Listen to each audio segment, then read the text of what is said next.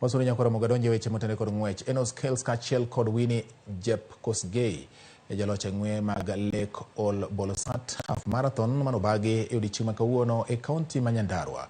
Kels nobedo gi ng'wech maber kendo kawo loch bang' ringo kuom saa 1 dakika 6 gi nyiriri 15.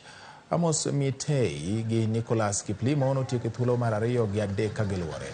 E kidieny mar Wakei Jep Kosgei notieko e thuolo mokwongo bang' ringo kuom saa 1 dakika 14 gi nyiriri 39 ka Vivian Jerotich notieko nyiriri 16 tok jaloch.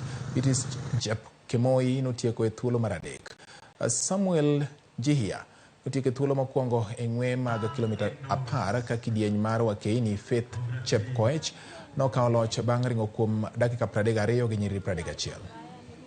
Nashukuru Mungu nimekuwa winner siku ya leo. Nilikuwa nimejiandaa kwa sababu nikitoka kule nilikuwa nimepiga mazoezi ya kutosha. Nikasema wacha